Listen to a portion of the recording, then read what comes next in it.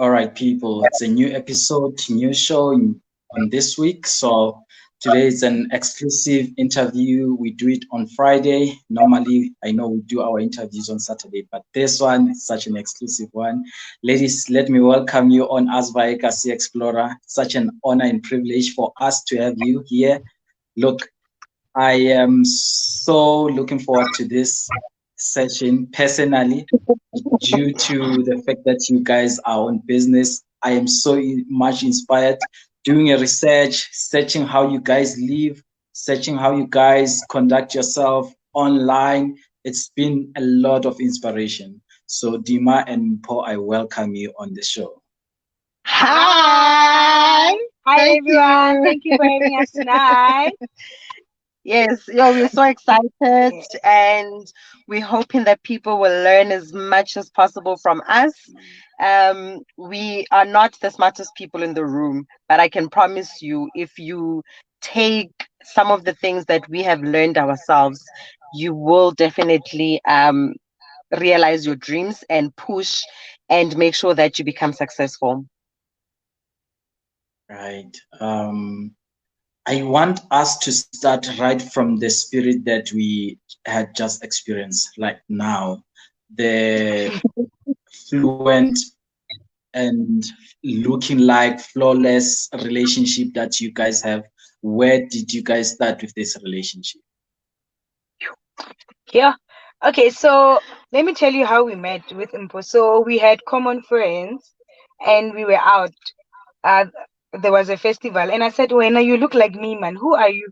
It's like, I Wena, but can't you see we look like twins? And it's like, yeah, no, that's true. And that's how we became friends and we exchanged numbers, we talked and we connected. And I think from that day I said to myself, because I'm the only child for my mom, she's also the only child, so like, you know what, we are sisters, man. I gained myself a sister, so born we here. So and people were like, you guys, you look like twins, and I'm like, okay, we are the twins. Hence Twinchicks also. Yeah, I mean we living in times right now where it is very difficult to choose a friend, and it is not only difficult, but it's such a scarce thing. It's such a scarce thing scarce to find a true friend, the one that is very like contributive to where you are going. So, like, what are some of the things that you guys realized early in your, in your friendship that, okay, I'm going along with this person because one, three, or how did you guys like predict the future of the friendship? What are some of the I think for me, it was the respect we had for each other. And when you meet people, like I think it was like a month or so, Dima, and already the sacrifices she was willing to make for me as a friend really blew me away, because there were times where I would go and borrow money from her and she didn't question, right, but I've only known you for a week. She would come and borrow money from me and I didn't question, what if this girl disappears on me and she never pays me back? It was just that level of respect. We also trusted each other. And the fact that she was willing to make sacrifices for me, I mean, that is very big for me, because Mahotsi, some of your friends would want or ebe bona fela ba succeedang, but she was also very supportive when it comes to my other businesses, not the poultry one. I've also have a spa. She was very supportive. She would bring people, she would encourage me. She would call me and ask me, Chomi, how's the spa doing? That alone shows that this is a person that really has your best interest at heart. And at that point I knew, no, this girl, no, this one, bona, me and her are like this. Thank you. Yeah, but just to add on that, I think for me, what I really like that I liked about Mpho, like Mpho, she's a straight talker. If she doesn't like something, she'll say it. She doesn't have to pretend with me. And I think you need someone like that. If you are not doing well and they have the gut to tell you that here wa flop a girl. Mm. You know, you must change your ways. And we need to have friends who are honest and who don't mask and pretend and to just bear your feelings. Sometimes you need people to tell you that, you know what, you need to get out of your high horse. Ke mo lefatsheng mo, what you did was wrong. Change your attitude. You are not gonna go there like anywhere in life with that attitude. So we need true people, we need true friends who will tell you, who will reprimand you, but who will also build you as a person, as an individual. And that's what she is to me as well. Aw. That's so interesting, right? I want to go to each of you. Mpho, let's start from your side. How was it for you growing up in the streets of your place where you grew up? So I come from Harrismith. It's a small town in the Free State, and it wasn't bad, to be honest. But I knew, hurry, I wanted big. I wanted better for myself. Um, I remember there was a time where my mom lost her job, and the only thing or the only form of income that we had was her selling chickens. And that's a story also that leads to how I went into poultry. And from that point on in my life, I realized, you know, nobody's coming to save you. Nobody's coming to save me. And my mom did what she needed to do to put food on the table. Pride aside, she didn't care what people had to say. So those are some of the qualities that I learned from her growing up in the Free State. So yeah, growing up, there was a good childhood. Like I had a good childhood. I had good friends. But I wanted more. I always wanted more. And your side, Dima? So for me, I'm from Madidi Village. How I went to Madidi is my mom passed away when I was 9. So my grandmother, who is the sister to my late grandmother, so she took me in Makubela's family and the husband. My grandmother and her husband decided to take me in, and to, you know, I became part of the family. So staying there, we were living in Mukukung. Until I started working and started building for them. But I didn't know that Sokola, you know, like, hey, Sokola. But I saw it when I started visiting friends, and I'm like, oh, let's go showering. Okay. Because now so for me it was normal. But that environment, I thank God that it happened, because it made me the woman that I am. Like I had to know that I need to work hard for me to see my grandparents mo showering le nna having my own double story. You see. So it, even though we did not have a lot, but because of the love in that teen house, you know, because of the support in that house, the encouragement, my grandmother helping me with assignment and homeworks, telling me that, Bona, we're no doctor, no matter what. And I think for me, that was the greatest support. So I didn't feel the void of losing my mom. You know, for me, I felt like I gained a mom when my biological mom passed on. Modimo ampa mme o mong o strict hampe, but o very loving and caring. So for me, I I embrace my childhood. I embrace me eating pap and onion and acha. I embrace me helping my grandmother care for domestic work and a cleaner so that we can get an extra cash. So that environment for me, it was a blessing, even though it was a difficult one, but we soldiered on, and we survived, and we're still here. But the environment motivated me. So for me, I embraced my childhood and we survived. And I think I'm grateful for how my childhood was, even though we had it tough, it was difficult, but because of the love and the support, I really embrace, and you know, I thank God that I experienced that. It worked for me, because I wouldn't be here. Now I want to ask this question, which talks to self-esteem. What are some of the things that you guys detected at a very young age that when I look at my wellness or the field of self, I know I'm coming short on this thing, like what is it that you came short of? Because for me, growing up, I had a problem of self-confidence. I didn't trust myself at all to achieve certain things, and that delayed the process of progressing on myself, on the things that I wanted to do, you know. So I had that problem of self-confidence. Dima, what is it that you suffered a lot from, like, growing up when you are alone, when you have no one to blame but looking yourself? What is it that you say that this is what I suffered? And how So did what it I impact you? how did it impact me? Oh, Yeah. so for me, I used to look down on myself. I used to compare myself a lot with other kids. I remember when I went to my middle school, Nkwanapo, secondary school. You know, as we went to primary, secondary, and high school. Yeah, before high school was started in grade 10. So I went there. I didn't have socks. You know, I bury my gym dangar. I call it gym dangar, and I didn't have a shirt.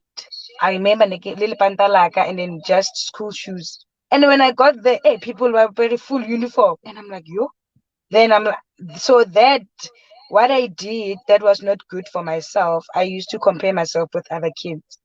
You know, how about like a scaftini and nagatwara scaftini? You know, I ate in the morning pap so that it can last me the whole day, and I know I'll eat when after school when my mom comes to work. I like that. For me, it really um made me lose the confidence in myself. I think comparing myself with others. But my grandmother was my psychologist, guys. So she's like, girl, a re tshwane mo lefatsheng and re ka se tshwane, and you must learn to accept your situation. This is just the beginning.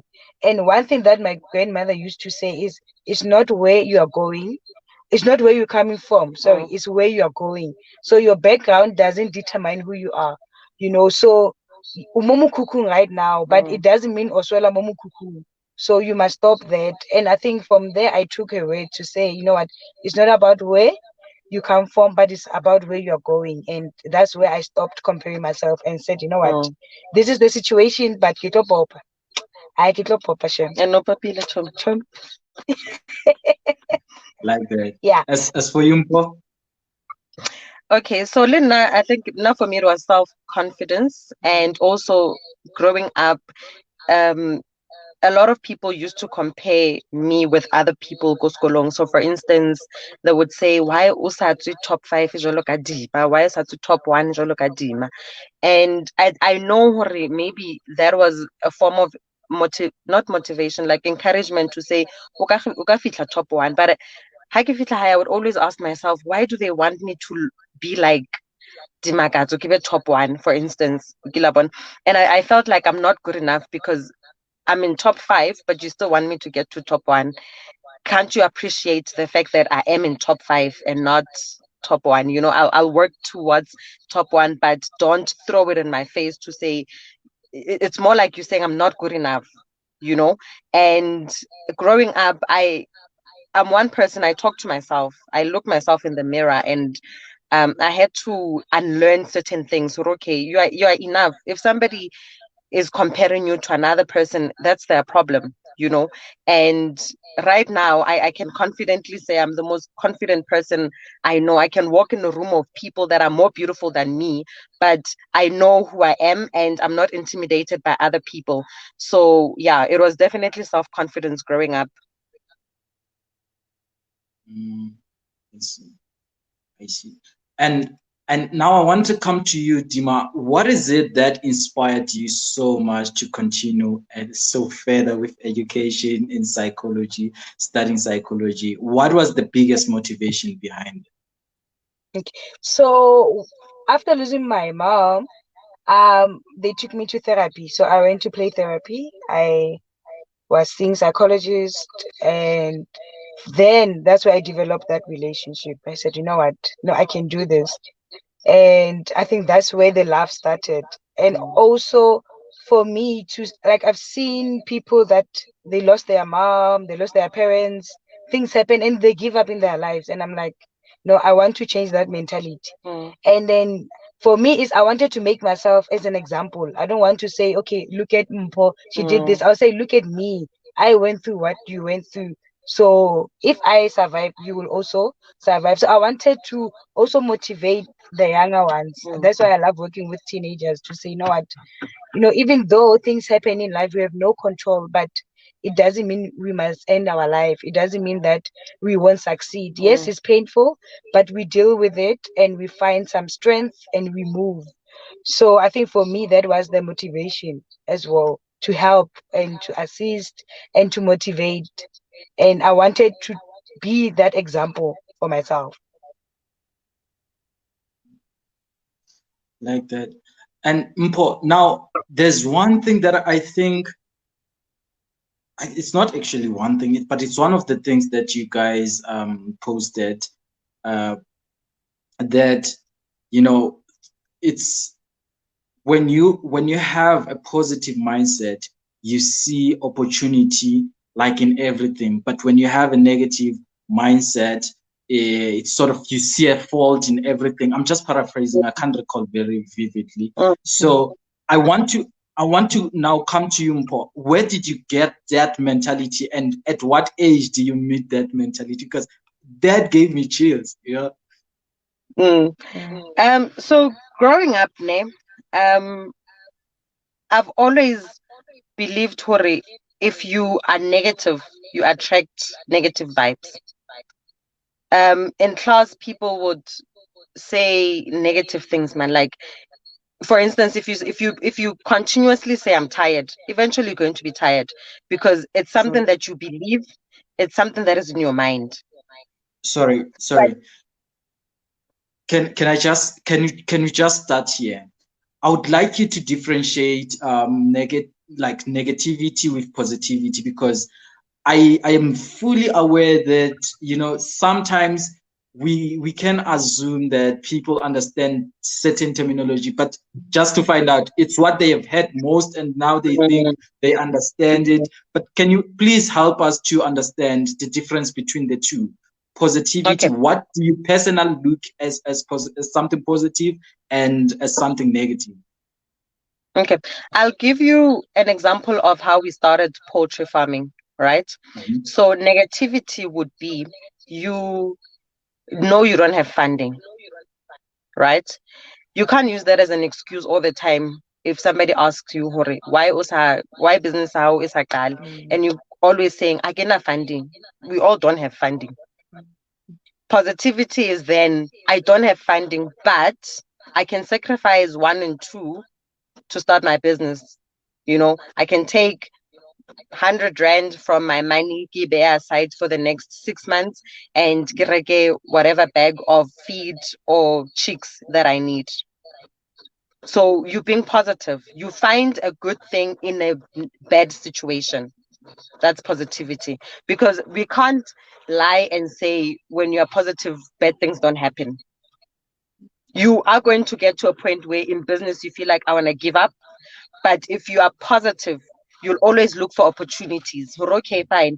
There's no load shade. There's load shading. Like right now, there's load shading where we are. But we're sitting in a car and we're doing an interview. If we were negative people, would have told you there's no load shading. Hey, our government. Hey, we can't do this thing. So, but we are positive people, and we said, you know what? Let's find an opportunity in this load shading. We have a car parked outside. Let's switch on the light and show it to Lepi. So being positive is when you find a good thing in a negative situation and you turn it in such a way that it works to your benefit. And now where do you meet that? At what age do you realize, okay, there's such mentality, there's such way of thinking? Because I want to believe that somehow that's what can set you apart from the rest, or maybe from the most. Where do you meet that particular mentality? I think for me, to be honest with you, I'm fortunate to have the mother. My mom is the most positive person you'll ever meet, and life hasn't been friendly towards her. But in all the negative situations, she always found a positive or an opportunity. So I learned it from my mom at a very young age. And that's why I said to you, when I was struggling with self-confidence, I needed to remember, or no, man, these people want me in the top 1, but I'm in the top 5. And for me, that's enough. That's ke matla a ka malenteng. You know what I mean? So I learned that at a very young age and learning it from my mother. Also growing up, you see your mother in situations, or your parents, in situations, so feeling, no, life is not fair here. I learned being positive at a very young age. And also, for your sanity, if you continuously, like I was saying in the beginning, if you continuously look for bad things, you eventually attract bad things. I sort of believed growing up, I'm also meant for good things, because bad things were continuously happening in my life. I'm like, no, man, Lena, good things has to happen to me. And when I started thinking positively, positive things happened. That's when I started looking for opportunities in situations that were not favoring me, or in situations that were not good, or in situations that were, good for other people. I see. Did you have anything to say, Dima, on that? Thank you. You want to add something, Chum? I want to add. Oh yes, I think Mpho has said a lot, but it's that thing of, for example, if Ngebe kitse ish, I can mama bophelo ba ka bo fedile, and then I give up. But no, I said, you know what? I will. My grandmother is here, so she's my mom. So Hori, my biological mom is late. It's not within my control. Let me go to school. Let me work. Let me be successful. Let's strive for this success. Let me be able to be independent and have a career. So I turn my situation into a positive thing. Loving that. And now I want to, before we jump into the details of business, I wish to come to you, Dima, when you look back to the life that you have unfolded, what is it that really stand out for you, or maybe it's so distinctive that throughout life this is the best lesson that I've learned, and I can actually pass it to my kids or to any meaningful person in your life? So the best thing that I've learned is to humble yourself. Humble yourself. I think for me, when you humble yourself, good things will happen to you. I always say respect security. You don't know who will help you. Like, be a respectful person. Like, give people respect. I always say, people, you won't die if you are humane and you are humble and you respect and you see people for that. People are people, and you don't see the title Tabatu. So that's one thing I've learned, to say, you know what, respect Tabatu. To a point that when I was doing my middle school, I met my teacher, and the husband. They were very supportive towards me. They also contributed to my education. So you can imagine, it's just a teacher, but because of my hard work, because of my humanity, and I was humble, and my drive, the husband and her, they saw her, so she needs to go to varsity. They paid for my fees. You understand? So it's that thing of being humble and having that drive and working hard. Someone will see your hard work and they will support. So yeah. So that's what I will teach my future babies to say, they need to learn to humble themselves and to work hard.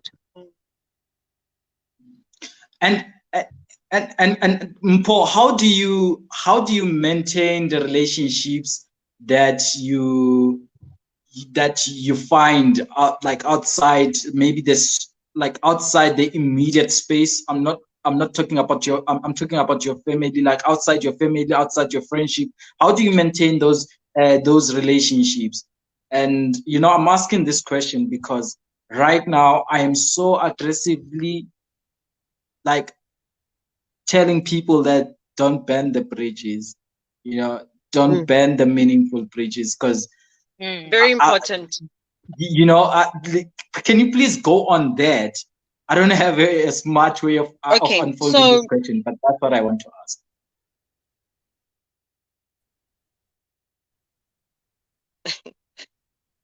How do I maintain relationships with people, right?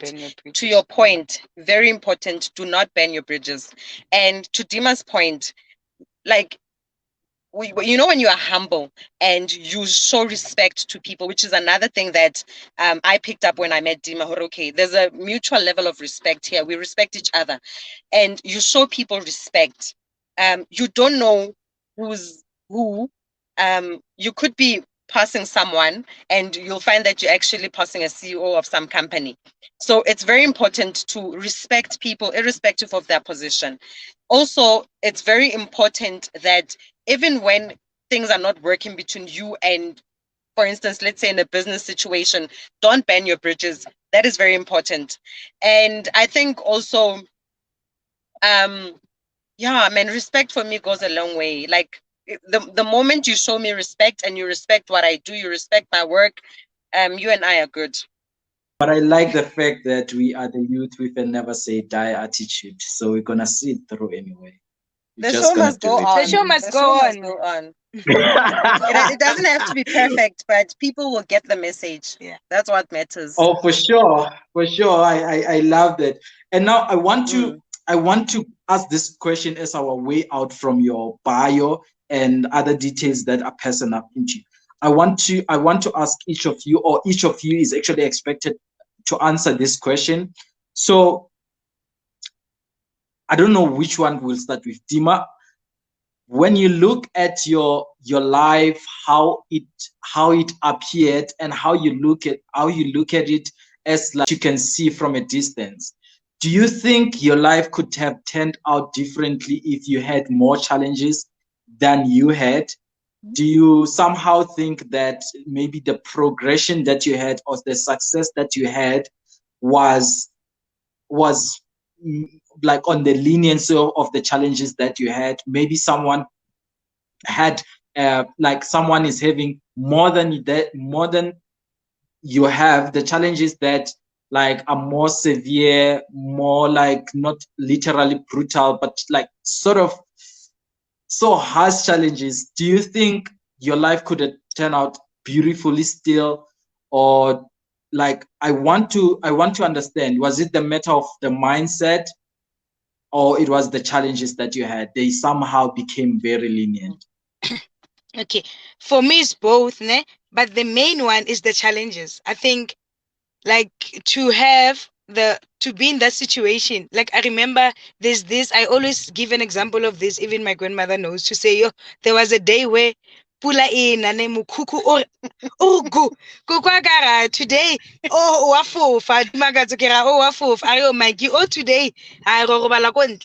Pifo yetang, I'm telling you guys, but I think for me it was, yo, bona. Every time I go varsity, ne?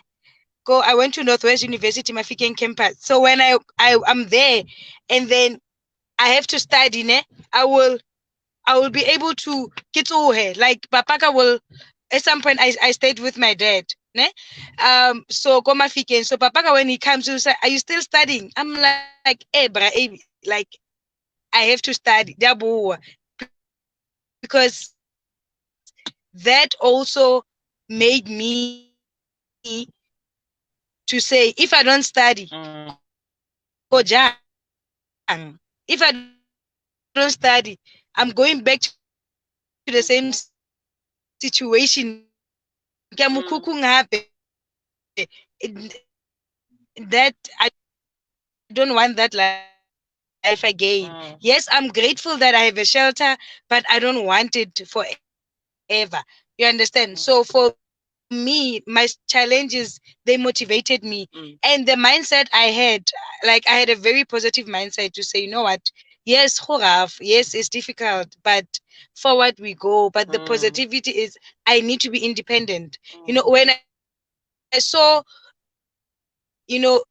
successful females, like they motivated me. That is why I feel very frustrated when other women, they see successful women and they feel threatened and they're not motivated. So for me, it's both my challenges but also my mindset that made me feel, "Hore, my life should be like this." Yes, I'm not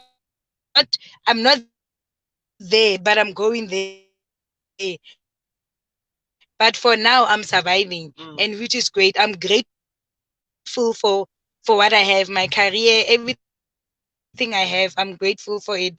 while I'm still studying. So I had to make to study because I wanted a better future for myself. So I had to make some difficult decisions. I had to avoid doing other things. I had to keep boring. I had to choose other ways in life so that I can succeed and work hard. While people are enjoying their life, go varsity, going out. I couldn't do that because I had that fear of, if anything happens, go failure. What will happen? Like imagine my teacher and the husband, Papa Tetis for me.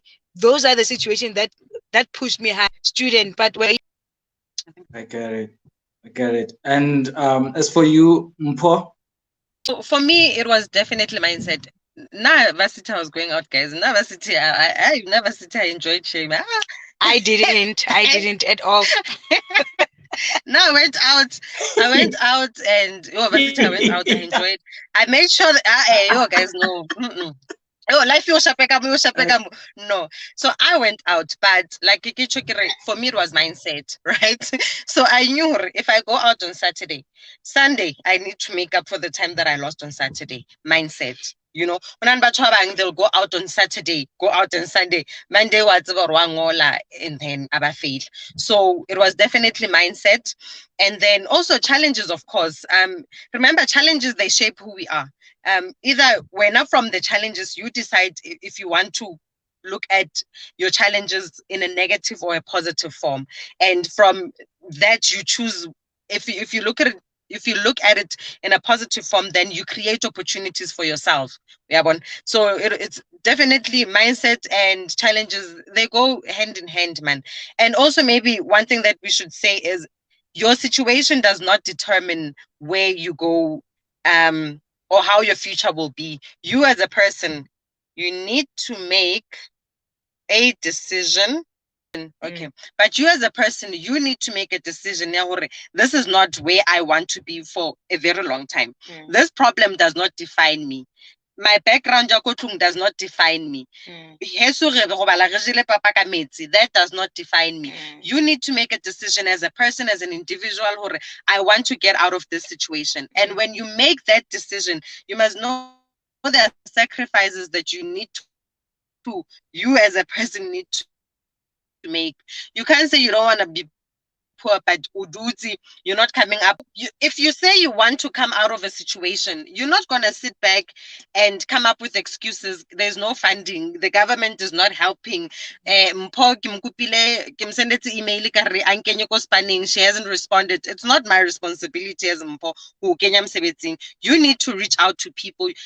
If you want mosebetsi, you need to say, I'm going to reach out to 10 people and only one person will respond. So you need to put in the work. So mindset, your challenges from home, where you come from, will definitely motivate you to want better and, to want to achieve different things and be successful in life. But mindset also plays a role. Because you also need to know, you need to discipline yourself. You don't want nice things and every time it doesn't work like that. You need to say,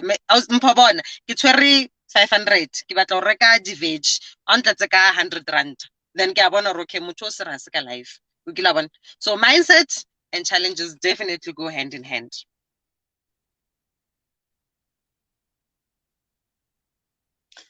Look, I like that. All right, ladies, let's dive into business. This is the space of my interest. I'm so much interested in hearing your business acumen. So let's start right on the let's talk about the business that you guys are currently running now. Hey, hi on that. So let's talk about your farm. Let's talk about your farm. You guys are currently running a poultry farm, right? Where do you start this business, and what are some of the remarkable challenges that you came across? All right. So, how we started.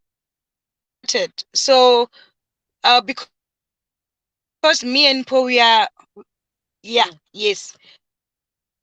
Because me and Mpho, we are business person, beside the poultry farm. So what we saw is the desire and the hard work that we have and the drive. But in terms of poultry farming, we started by becoming resellers.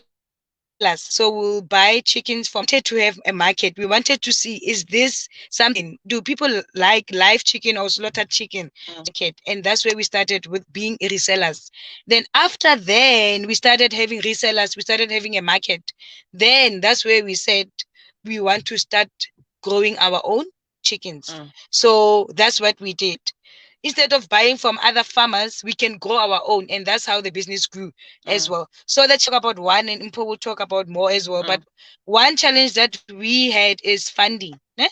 But because we are working, because we have salaries, because our partners also are working, and we said, you know what, we will take out money, electricity, and we house, guys, it's not this expensive coops. No. No, it's just mukuku, rakokotela, rahlanganisa, is a coop. We make sure it's clean. The kodia hola, nothing fancy. There's no defender. There's no system. Yeah, water. Everything get bucket Manual. system, manual. Everything is manual. So that's what we did, and we worked with what we have, and our salaries are the ones that are, funding our business. So we said, instead of us waiting for funding, it will come. Yes. It will come. We are very hopeful, but we won't wait until the funding come. Funding will find us inside the bonnet. The bus is going. So funding itla while the bus is moving. So we said, let us use what we have so that we can start our business. So that was the challenge. Finance was the challenge, but we overcome it. Yes, feeds are expensive and all that, but we are trying, we're cutting things. If I have to do my straight back and not buy my weave so that I can buy chicken feeds, I do that. I still look good with my straight back, but the chickens will eat. So, you try, we cut cost. Then we are. Okay. And then to touch on the challenges, guys, running a business is not for the faint-hearted. You come across challenges each and every single day. And when we started, one of the challenges that we faced was dealing with people. The people that, when you bring people into your business, you need to bring people that will understand where your business is and where you want to take your business. We struggled a lot with that in the beginning. Would find people that, they didn't do what we wanted to do. I think also the other thing that I love about partnership is the fact that we are hands-on with nails and weaves. We go into the coops, we clean the chicken, everything. We know how to run the business ourselves. So when you bring someone and you ask them to do something or a similar job, some of them, they don't want to do it. And unfortunately, and we are comfortable doing it because so you also struggle a lot. And little clients, sometimes clients they'll tell you your chicken is expensive. I get chicken it's 125, chicken 85 rand is expensive. You sort of need to find a way of how to deal with clients, how to deal with people that about to sango famung. And then also another thing that we struggled with was load shedding. That's a big one. Like now we're also struggling with load shedding. But we had to, from a negative situation, we found opportunities. So from load shedding, instead of electricity, we now use Mbaula. Re bata mashala ko sosha nan mo barekisa mashala, re tekela bekete 10 tsa mashala, re batlile Mbaula nyana ga e shapa masuba Kimbaula, zero mortality. If you know Twinchicks, Twinchicks specialize like zero mortality. Like Dima was saying, we're not using the best structures in town because we don't have money for the best structures, but we're not going to stop because we don't have money for best structures, So you use what you have to get what you want. Right now, they're sufficient. They do the work. How can it ever? How can you know our chickens are safe? They're clean. Most biosecurity, very important. They are clean. And then another challenge besides load shedding, it's obviously, you want the business to grow, but if you don't have money, it becomes difficult. All depend on the government now. But with every challenge, you need to find a solution. For instance, when winter came, we were well prepared. People were complaining or they're losing chickens because it's cold. We knew winter is coming, and we made sure mashala ali cheap before it became winter. So anareka mashala, beke mashala was like 120 cheap. In winter it was 108. We made sure mo re dulang teng ke plasing kwa re ba re tsamaile ga yo ga patsi ra tsamaya yo batla wood re tsamaya le baba the guy ntatare katela a dulang ko famong re bitsa baba re tsamaile ka slepe ga ya thuteng kwa ga yo batla wood. We had enough wood to last us for the whole winter. We came up with a plan. You know, we went and bought wood shaving. We were well prepared. So in every challenge that you come across in a business, you need to come up with solutions. Otherwise, you will always complain, Hori, you have challenges. And business, that's why all businesses will have the SWOT. And the last part I had is each and every business is actually presented with its own challenges. And I don't know what was the sum up statement on that. Oh, yeah. So in terms of, I said that each businesses will have the SWOT analysis, the strength, the weakness, the threat, and the opportunity. So for you, you need to know that there's no way you have a business and not have a threat. But once you identify that threat, you know how to manage it. So business and in a little weakness starting, in a little strength starting, and it's life. Life, even as people, we have our positive side and we have our negative. We have our strength and we have our weaknesses. So it's more about identifying them and know how to manage them. And prepare for your if you are, once you have identified your challenges, find solutions. Don't sit and complain and say, "Oh, we're facing challenges." Every business has challenges. Find solutions and ask for help. Have a mentor. Ask for help. Research, about your business as well. The most challenges is because people don't research. You research, okay, why koyaka so? Research, Google, and then ask other farmers, ask your mentors, don't be afraid to ask for help because you can't do it alone in a business. All right. Like you guys said, I'm one of you. I'm in your team. Like what you are saying, I am so I'm so familiar with the things that you are saying, and they are they get to be more inspirational and life changing when you hear them coming from your peers.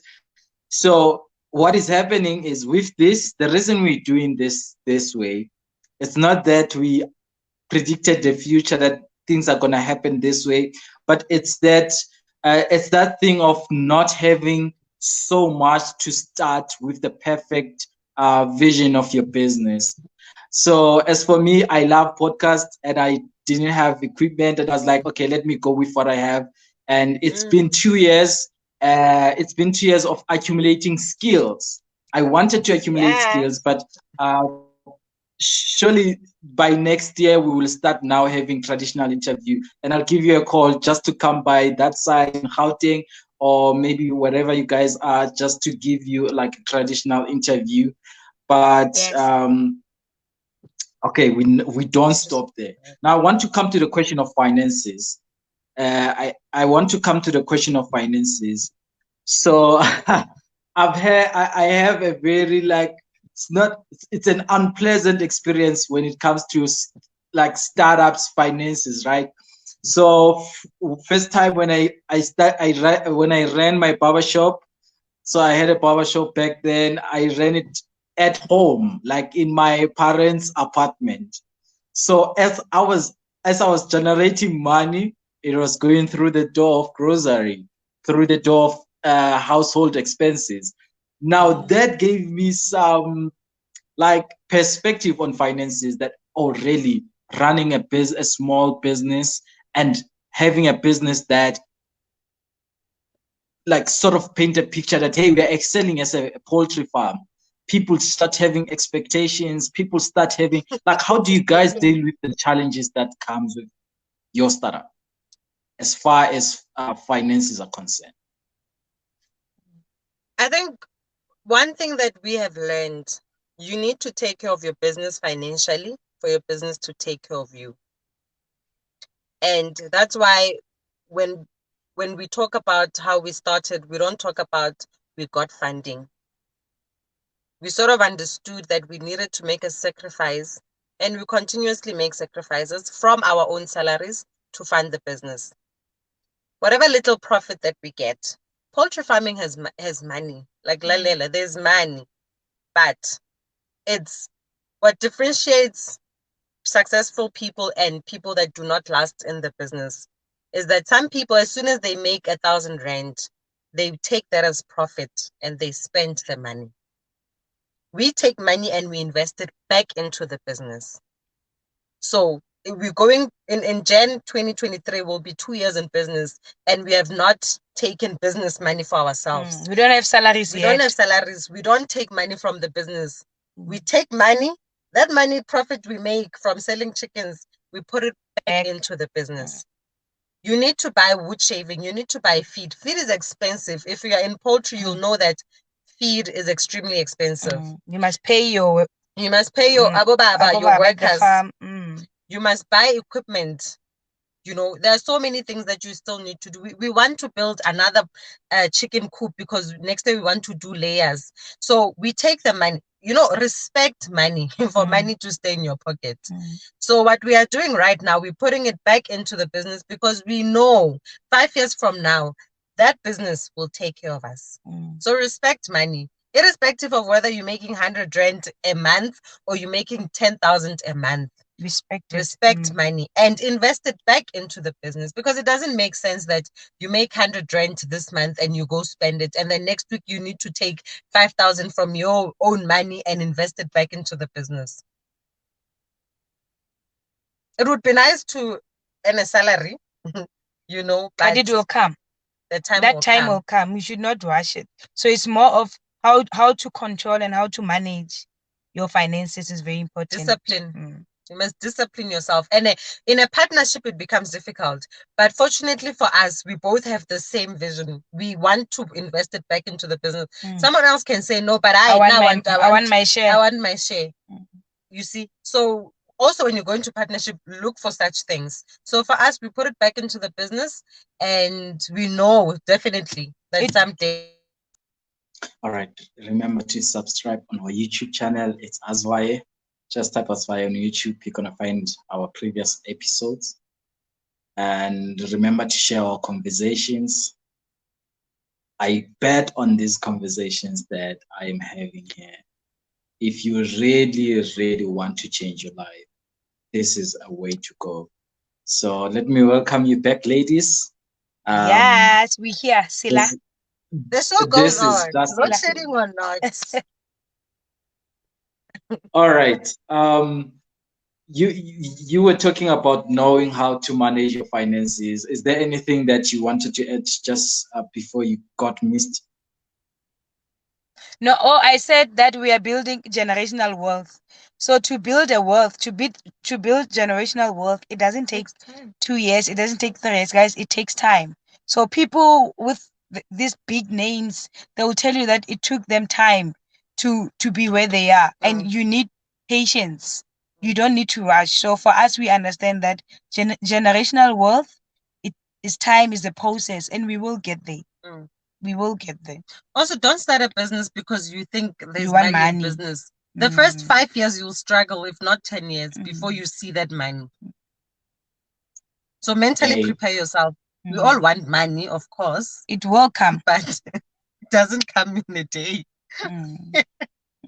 For sure. I mean, I endorse that. And now let's come to the treatment that you guys have for your assets. How do you guys how would you describe the relationship you have with the business assets?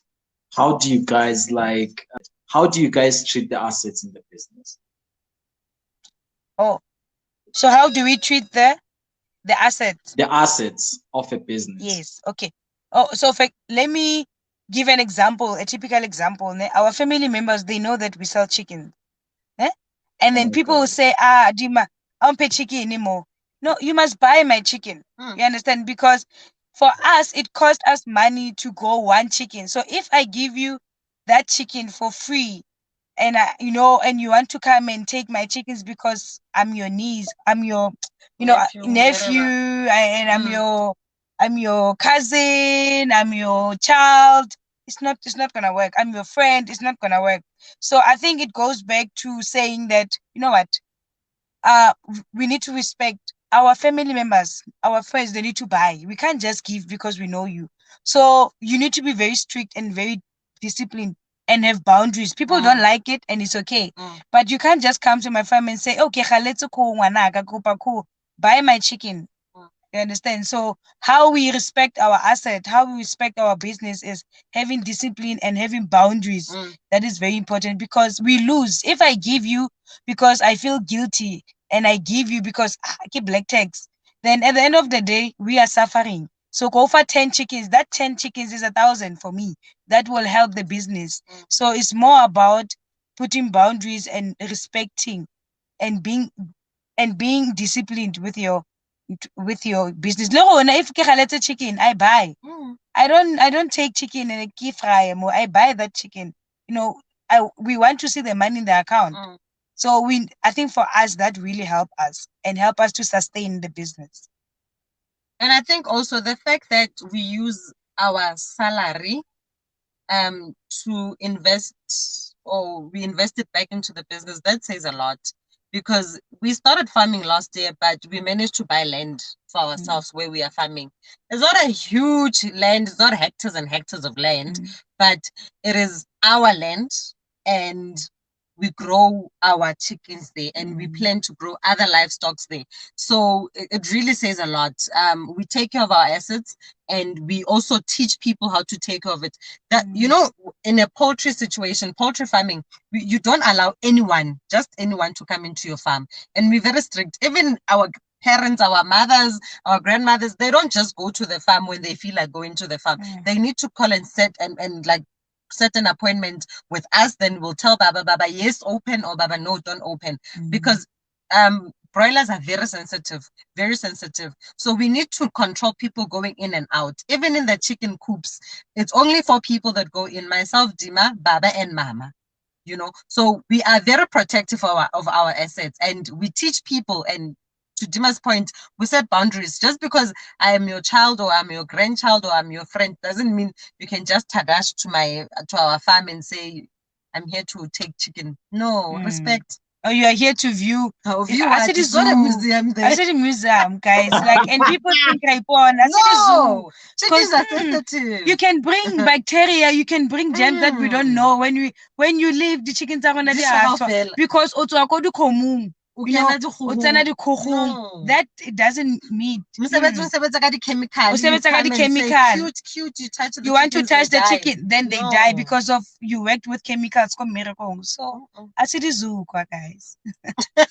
You can check on Instagram, then see, certain appointments. Yeah, certain appointments. Because when our chickens are 10 days old, nobody goes into the farm, because that's a critical stage. But at 2 weeks, at 3 weeks, we can take a chance. But obviously we have measures in place where we've got a foot bath by the door, where we have very, very keel, we disinfect your feet, whatever. Ladies, but we protect our assets, and expect people to do the same. This is what I want to say now. This is what I want to say. This is just an advice for you ladies. This is what I've learned actually in my space, with the startups that I've been doing, and with other things that I call business. I don't know if you can still hear me. Yes, we can. All right. So the advice that I have for you, it's around assets. I'm growing my sophistication around assets and finances, but let me not actually put it as finances, money. I'm growing sophistication around assets and money. and money. I want to have the best relationship with money and with the assets. So far, this is the advice that I can give you, which has been the best advice for me this year, throughout this whole education that I actually embark on. So when it comes to assets, don't sell your assets. Never sell your asset. I used to sell my assets, but I just discovered that instead of selling your assets, when you are stranded, when you have no money, don't sell it, just rent against it. There's that, and I didn't know it, and it fascinated me after I just got that information, and I did it. So there was a point. So I used to sell iPhones, right?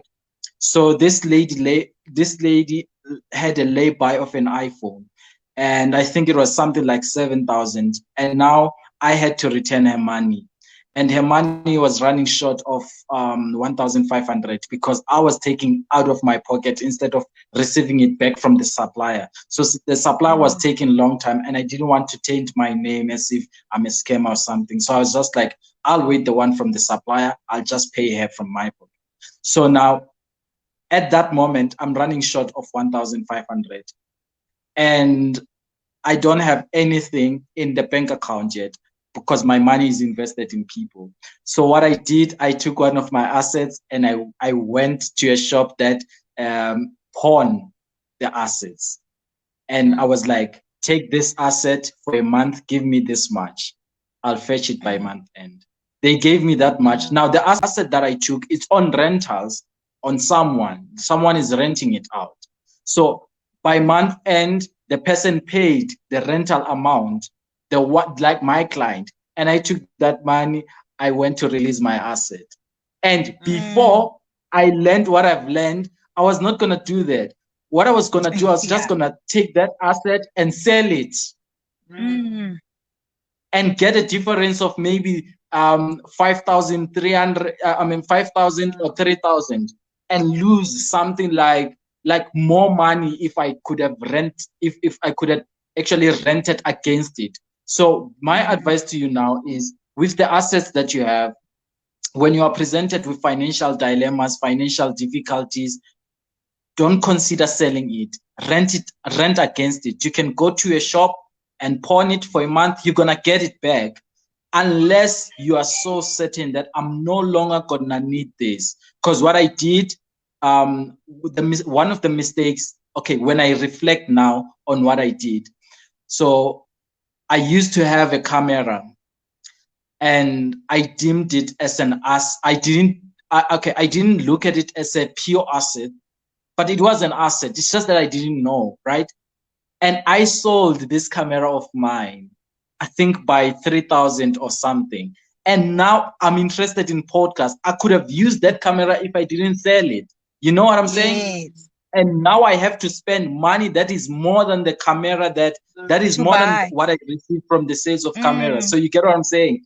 So the biggest lesson, which is so fascinating, the biggest lesson out of the whole situation of learning about money and learning about assets is that don't sell your asset, rent against them. You're still gonna get more money on that. So with with the asset that I was talking about, it's like someone paid for me the amount that I was running short of, like without pressure. It's not that I didn't have money, but I really needed money at that moment. So you get what I'm saying? So I think it's the mistake that I made as an entrepreneur. So I give you as an advice, when you're presented with assets, don't sell them. They're still gonna work. Yeah, thank you. All right, ladies, thank you so much for showing up. Thank you for your time. Oh yeah, proper interview. Okay. Thank you for having us. Bye, guys. All right, ladies. Bye. Thank you so much for coming on the show. Bye.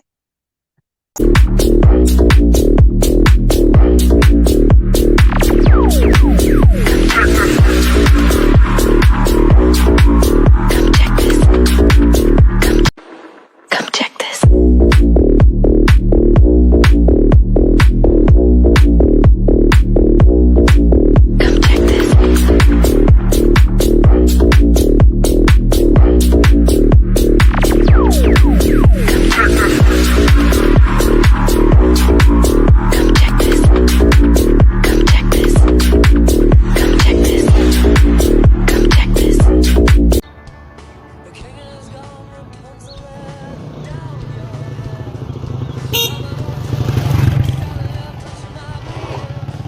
Don't forget to follow and subscribe to my YouTube channel.